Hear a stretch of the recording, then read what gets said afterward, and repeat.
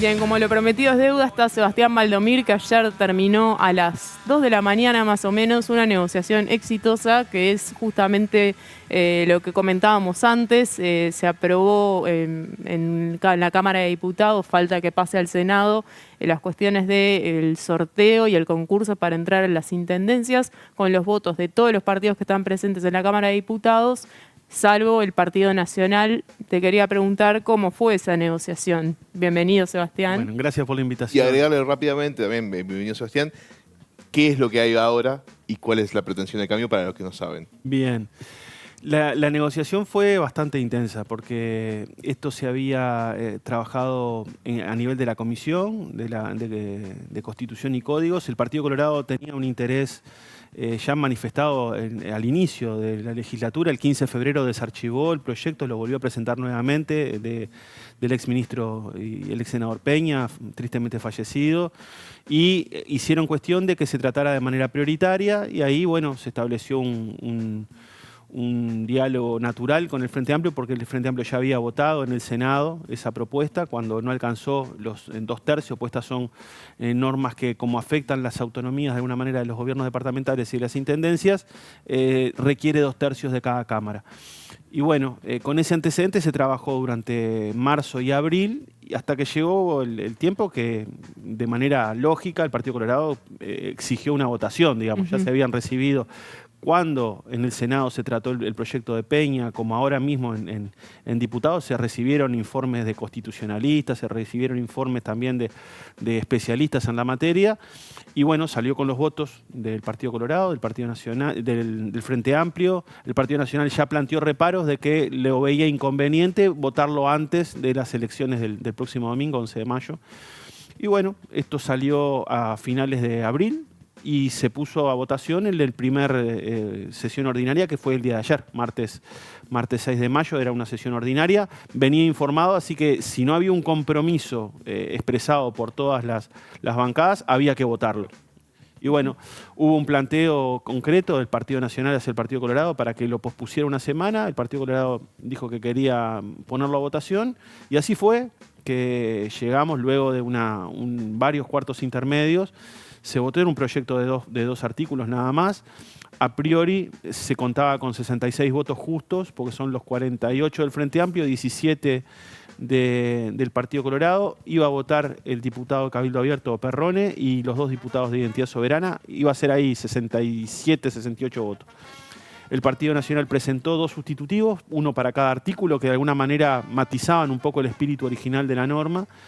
Y finalmente, en general, lo terminaron aceptando, lo terminaron votando para no quedar, creo yo, lo veía un poco desde arriba, desde la presidencia, para no quedar en una situación de, bueno, los únicos que se opusieron a esta norma, luego de que haya 60 y pico de votos, es el Partido Nacional. Plantearon los sustitutivos no salieron y se terminaron acoplando, digamos, a lo que votó la mayoría, y por eso salió por unanimidad. Ah, fue por unanimidad. En general sí, después en la votación particular de cada artículo sí votó solamente el Partido Colorado, el Partido Nacional, el Frente Amplio, Cabildo Abierto y Identidad Soberana. Y también el Partido Independiente, que omití decirlo. Perfecto. Vos habías preguntado sobre qué consistía. Más que nada para el público que no está tan al pendiente de este tipo de votaciones, ¿cuál era la situación, o sea, cuál es la intención de cambio? ¿Qué es la estructura que se maneja hoy y qué busca este proyecto? Es claro que hay un malestar de la ciudadanía con respecto al uso que hacen las intendencias de la administración del ingreso de personal, ¿no? Eso ha involucrado discusiones desde las horas extras, desde el ingreso de gente, de manera directa o sin concurso, o también la contratación de alguna manera adherentes políticos por vías, bueno, alguna ONG que tiene un convenio con la Intendencia y ahí, sin ser funcionarios municipales, pero están cumpliendo funciones para el gobierno departamental. Ese malestar es creciente, es notorio. Yo creo que ayer se manifestó por parte de todos los diputados y diputadas del interior, que decían, todos tienen algo para decir, ¿no? Intendencias blancas, intendencias del Frente Amplio, intendencias del Partido Colorado, incluso. Se generó esa discusión en un buen clima, creo yo. Entonces era necesario como establecer un régimen general para todas las intendencias, de que la norma para ingresar como funcionario y para designar funcionarios sea por concursos, ¿no? Donde se presenta la población, por ejemplo, si es un concurso para X cantidad de cargos de abogados, arquitectos, sanitarios, etcétera, lo que precise la Intendencia, bueno, concursos abiertos de oposición en méritos, y para otro tipo de cargos más genéricos, digamos, sin una especialización profesional o técnica, el concurso, el sorteo. Y eso ponerlo por escrito en una ley. Para eso se necesitaban 66 votos, al menos en diputados. Ahora se aprobó eso y lo que se generaba era, bueno, esa idea de que se termina esa cuestión del clientelismo que sucede en cada campaña electoral con intendentes o candidatos que dicen, bueno, si yo gano, te prometo tal o cual cosa. Eso en la política, y no lo voy a poner a Montevideo por afuera de este tema, porque está presente en ese entendimiento que tiene la ciudadanía, es, bueno, milito con este candidato y de repente me recompensa en el futuro con algo, con un cargo. Y es una perversión de alguna manera del derecho que tienen todos los ciudadanos, porque un ciudadano puede votar a quien desee, a quien quiera, y tiene que tener el mismo derecho que cualquier otro de presentarse en un concurso o ser tenido en cuenta para un cargo en una intendencia. Eso me parece que era lo que estaba por detrás, el fondo del tema. Ahora pasa al Senado. Esto no se va a aprobar antes del domingo porque el Senado tiene sesión hoy y no va a ser rápido, claro. Sí va a ser en el próximo mes.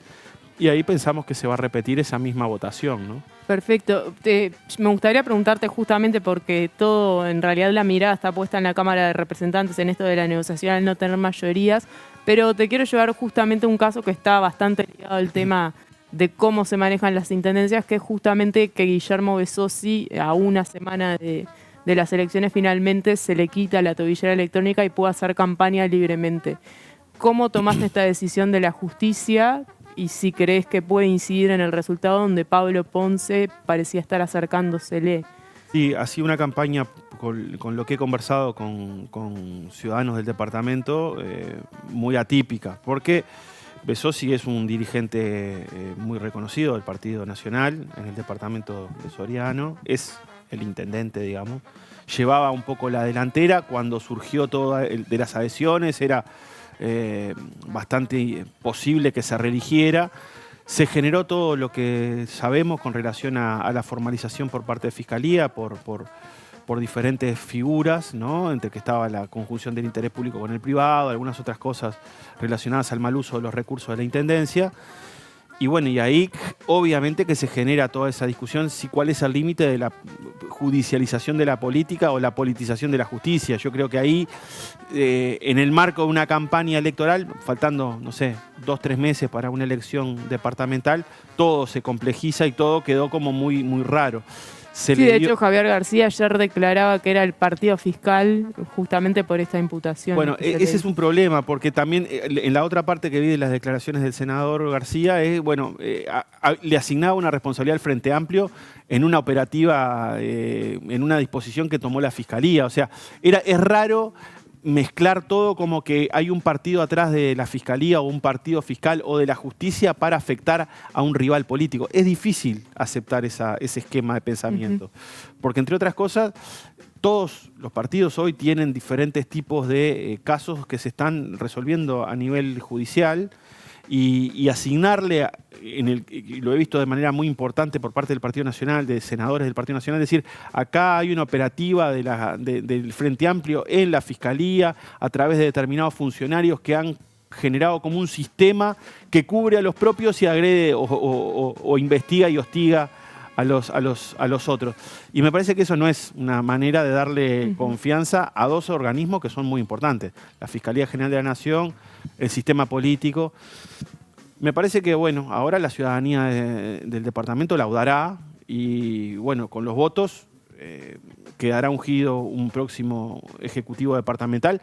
Y esto no va a cancelar las investigaciones judiciales o de fiscalía que están en curso. Si dentro de X cantidad de tiempo se determina que Besosi es culpable o responsable de algo, bueno, ahí se verá si puede seguir en su cargo en caso de que gane o no. El tema es cuando todo esto se hace en un marco de campaña electoral. No es ideal. Queda todo entreverado por intereses de corto plazo, no se le otorgan derechos o se pueden afectar derechos al formalizado o a los afectados por lo que se está investigando. Es difícil hacerlo todo en campaña electoral, complejiza mucho más, ¿no? Sí, yo quería traerte más a un poco las declaraciones del expresidente José Mujica y más que nada sobre las repercusiones que tuvo de parte de Juan Castillo, de Sommaruga. ¿Son admisibles? Más que nada también analizarlo como el fenómeno periodístico, también un poco de la nota al expresidente. Y si son admisibles las declaraciones de Mujica, ¿crees que se equivocó? ¿Crees que vale la pena reaccionar a las declaraciones del presidente, sabiendo las condiciones de salud que atraviesa? ¿Cómo te posicionas más que nada ante este fenómeno, a lo que sucedió en torno al expresidente? Creo que Pepe lo que hizo fue, desde su perspectiva, de alguna forma analizar cuál fue la estrategia del movimiento sindical en el periodo anterior, ¿no? Que fue un periodo muy particular, obviamente pandemia, claramente un cambio de gobierno, luego 15 años del Frente Amplio, al movimiento sindical, y lo mismo le pasó al Frente Amplio, le costó aterrizar en el nuevo escenario político. Creo que lo dice en su estilo, ¿no? Yo no comparto que el movimiento sindical se haya quedado quieto, de hecho participó en muchas iniciativas, y no solo, porque también leí algunas cosas, como decir, bueno, el movimiento sindical fue el que juntó firmas contra la LUC. Yo también junté muchísimas firmas contra la LUC. No soy parte del movimiento sindical, soy parte de un movimiento político. O sea, el movimiento de firmas para llevar a referéndum, es un recurso de democracia directa amparado constitucionalmente, lo hizo el movimiento sindical, lo hicieron organizaciones sociales y también lo hizo el Frente Amplio. O sea que ahí vamos como aclarando las cosas. Segundo, era difícil establecer una línea más de confrontación, de repente viéndolo ahora, en un marco de pandemia y en un marco donde el Poder Ejecutivo tenía una bancada oficialista con una cantidad de partidos apoyando y solamente el Frente Amplio en la oposición. Cada movimiento tendrá su estrategia para su etapa. Creo que también algunas repercusiones, algunas respuestas que se le hicieron a Pepe no consideran estas cosas y van también a un titular efectivo, o sea, o efectista. Todos participamos de la campaña contra la LUC, todos participamos también de la discusión, por ejemplo, en materia de seguridad social. Yo recuerdo, por ejemplo, que cuando se votó la reforma jubilatoria de la coalición, el movimiento sindical organizó una movilización importante al Parlamento, multitudinaria. En otras rendiciones de cuenta, o en la ley de presupuesto de repente no hubo tanta movilización, en algunos casos sí, en otros casos no. Es extraño, por ejemplo, el caso de Juan Castillo, que es ministro, que esté cuestionando, si bien el Pepe es un referente, un líder político que no integra el gobierno, sí es un referente de la izquierda, y él dijo que esas declaraciones son lamentables. Pero bueno, eso es la calificación que hace Juan, es respetable. Yo creo que de la misma manera, ¿no? Muchos cuestionan lo que dice Pepe en público y luego le piden para que los reciba porque quieren ir a hablar con él en la chacra. Muchas veces nosotros hemos arrimado gente porque quiere preguntar algo, plantear alguna idea, plantear alguna propuesta.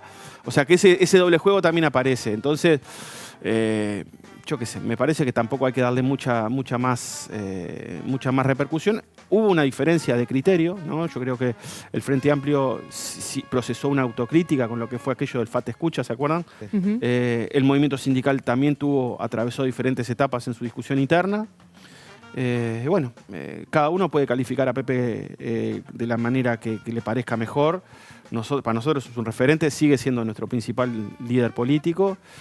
Y no necesariamente, él nunca nos pidió que estemos de acuerdo en todo y él tampoco está de acuerdo en todo lo que a veces algún dirigente puede opinar o decir.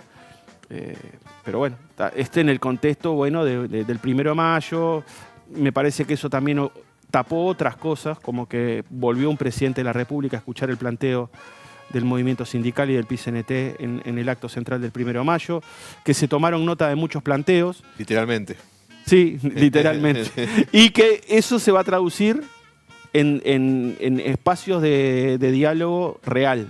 Eso de los apuntes que tomó el presidente, si bien es muy incipiente, ¿hay algo que haya comentado con la bancada o con el núcleo del MPP que pueda hacer efectivizarse? A mí particularmente no me llegó como una síntesis en limpio. Sí sabemos que ahora en estos próximos días van a haber anuncios dentro de las 63 prioridades del gobierno, cada mes va a tener un conjunto de anuncios específicos sobre cómo se ha avanzado en alguna de esas prioridades. Nosotros tenemos un problema real en materia de pobreza infantil. Hubo un planteo concreto en los 3 discursos del 1 de mayo. Había una propuesta específica relacionada de alguna manera a imponer una carga al 1% más rico del sistema económico nacional para atender la urgencia de la pobreza infantil. Creo que en las próximas semanas vamos a saber una actualización de los datos de pobreza y de los datos de pobreza infantil que nos deja el gobierno pasado, ¿no? Que creo que va a ser un tema importante para actualizar los datos que tenemos todos en la cabeza. Creo que el saldo social que nos dejan los 5 años de la coalición es peor de lo que nos imaginamos o de lo que pensábamos antes de iniciar el gobierno. De la misma manera que hay un escenario económico más complicado, ¿no? Con el déficit, con todo lo que fue a hablar el ministro de Economía al Parlamento y tal, también hay un escenario social y de desigualdad mucho más grave del que pensábamos a fines del año pasado. O sea, así como se anunció que la situación económica, el déficit fiscal era peor, se espera que en los próximos días haya un anuncio de que la pobreza infantil, sobre todo, es más alta de lo que se pensaba con el gobierno. Pobreza infantil, desigualdad, pobreza, situación económica de los hogares más vulnerables. Creo que ahí vamos a acceder a un conjunto de información oficial que de alguna manera nos muestra que el Uruguay real no es tan color de rosa como nos pintaban a fin del año pasado. Ahí capaz que podemos vincularlo un poco con cuando agendamos esta nota, fue la semana pasada y venía más de la escuela del tema de ANCAP. Sí, entendemos que el diputado nacionalista trató de mentirosa a la ministra de Industria, Fernanda Cardona, y justamente por los datos que había extendido con el presidente Orsi en la conferencia de prensa, entendemos que vimos en Twitter, de hecho, lo que nos llamó la atención también para contactarte, fue que tuvieron un cruce, por llamarle de alguna manera, ¿no? O sea, un pequeño intercambio sobre estos dichos. ¿Qué te lleva a defender tu postura? Un poco si querés también revisar un poco lo que se habló con el tema ANCAP. Sí, creo que la conferencia y la comparecencia de la ministra de Industria al Parlamento el 2 de mayo creo que fue positiva. La ministra estuvo 5 o 6 horas respondiendo preguntas. Lo que planteó, en primer lugar, fue: estos son los datos que tenemos oficiales de ANCAP. Y la oposición no los pudo cuestionar. Es decir, hay un déficit operativo del año 2024 de 118 millones. No lo inventó Cardona, no lo inventa el gobierno, son números oficiales de la empresa. Y la oposición lo tuvo que asumir. El propio diputado Juan Martín Rodríguez dijo: estos son los números, son los números. Lo que nos parece es que tendrían que presentar otros, y ese es el planteo general que hizo la bancada de oposición en la Comisión de Industria el viernes pasado. Yo lo que cuestioné y lo que cuestiono es que es difícil llamar de mentiroso compulsivo a un ministro de Estado, porque ahí ya estamos hablando de que se rompe la confianza institucional en alguien que lleva adelante una política muy importante como es la política de industria. Y me parece que empezar así la discusión es como difícil luego, porque uno puede llamar a otro de muchas maneras en política, pero no cruzar un límite. Y mentiroso compulsivo me parece un calificativo bastante pesado. Y recién arrancando la gestión, ¿no? Sí. Entonces, me llamaba la atención que dan por bueno los números que dio la ministra y la presidenta ANCAP, pero al mismo tiempo se sostenga o se mantiene esa idea de que le está mintiendo a la población y a la ciudadanía. El diputado Juan Martín Rodríguez me dijo que él se sostiene en esas palabras. Yo creo que en el momento, ¿cuál es el resultado político de que fue la ministra? ¿La están llamando a una interpelación? No. Están cuestionando. Hoy ya estamos a 4 días y no se habla más del tema ANCAP. Vamos a seguir hablando del tema ANCAP porque el precio de los combustibles se discute casi que mes a mes. Yo me acuerdo que la vez pasada que vos estuviste, dijiste que una de las cuestiones de la LUC que se pensaba revisar era el PPI. Sí. Y justamente lo que muchos de la oposición, entre ellos Juan Martín Rodríguez, decían que esto en realidad había sido un bluff, si se quiere, no fueron sus palabras, la conferencia para si bien se bajó el precio del gasoil, ¿verdad? Hubo una baja de él era que era como una cuestión de hacer caja, vamos a exagerar la situación. Eso vos imagino que lo desmentís. O sea, lo que digo, Rosina, es un poco más de largo plazo. ¿En qué sentido? La gestión del año pasado de ANCAP se basó en una parte la fijación de los combustibles en el informe de la URSEA del precio de paridad de importación, que ¿qué significa? Si importáramos el combustible ya refinado a nivel internacional, el precio sería este, el precio a nivel local es este. La diferencia es lo que de alguna manera asume ANCAP o asume la ciudadanía con lo que se le transfiere el costo del combustible en el surtidor. Lo que sucede es que el propio gobierno el año pasado no siguió los informes del precio de paridad de información, de importación. De la URSEA, claro. ¿Por qué? Porque puso un precio artificialmente bajo. ¿Para qué? Para no afectar el clima electoral. Lo que nosotros decimos es, evidentemente ANCAP dejó de ganar plata, porque podría haber puesto el combustible más alto, lo mantuvo artificialmente bajo para no afectar una campaña electoral que era muy complicada para el partido de gobierno. Entonces, eso explica el resultado operativo de ANCAP. Ahora, nosotros, evidentemente, tenemos un contexto distinto, porque el precio del petróleo ha venido bajando. Hay que proteger el mercado interno y particularmente el sector productivo y el bolsillo de los hogares, de los que consumen habitualmente combustibles y supergas. Ahora, transparentemos que esa decisión política del año pasado ahora le genera un costo a ANCAP. ¿Y qué fue lo que nosotros reaccionamos? No echarle la culpa a la parada técnica de la refinería, porque para que la refinería estuviera parada solamente 3 meses, 100 días, que era lo que se manejaba al principio, para que esa parada que estaba prevista de antemano fuera en ese periodo, vos tenés que ir con las cosas resueltas, tenés que ir con un convenio laboral firmado con los sindicatos, con un relacionamiento acorde con los trabajadores, y esto fue lo que hizo ANCAP en el periodo pasado, en el último año, que fue a una parada técnica de la refinería que arrancó en septiembre del 2023, con un conflicto abierto con FANCAP y con los otros sindicatos. Entonces, evidentemente que de 100 días se pasó a 300, pero eso no es una responsabilidad solo del sindicato, punto 1. Y el precio del combustible del año 2024 no es solo responsabilidad, o los números de ANCAP no son solamente responsabilidad de la parada técnica de refinería, es un poco más complejo. Claro. Y ahora hay que o equilibrar las cuentas de la empresa. Lo que dijo Yamandú, ¿qué fue? El presidente Orsi con la ministra de Industria fue, luego de 10 años tenemos una diferencia entre lo que le ingresa a la empresa y lo que sale, lo que le egresa, que es un monto de 118 millones de dólares que hay que cubrirlo, porque una empresa no puede tener pérdida tantos años seguidos. Sí, Sebastián, nos quedan pocos minutos. No quería dejar de preguntarte por la situación de Cecilia Cairo, ahora exministra de Vivienda. El MPP fue muy enfático al principio en su defensa. Ella manifestó que no quería renunciar, pero te quería preguntar, finalmente terminó renunciando, como sabemos, si las reacciones de otros sectores y otros dirigentes del Frente Amplio que decían, que lo plantean como una cuestión ética, te sorprendió, y si, eso por un lado, y si con el diario del lunes mantenés la defensa que inicialmente hizo el MPP de la ahora exministra. Empiezo por esta. Sí, yo me mantengo en el diario del lunes y viendo cómo se desencadenó luego de la renuncia de Cecilia y las reacciones posteriores, me mantengo en que nuestro apoyo y lo que yo escribí sobre la compañera y sobre la situación lo sostengo ahora, luego de visto el resultado de lo que pasó.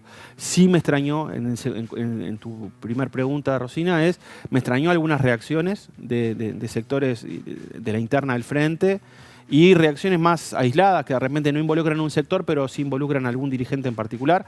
Me parece que no ayudaron en ese momento, que se desencadenó como una operativa cacería muy fuerte, en una situación que Cecilia misma admitió su error, que admitió las dificultades que tuvo para regularizar las construcciones en su predio, que lo iba a asumir.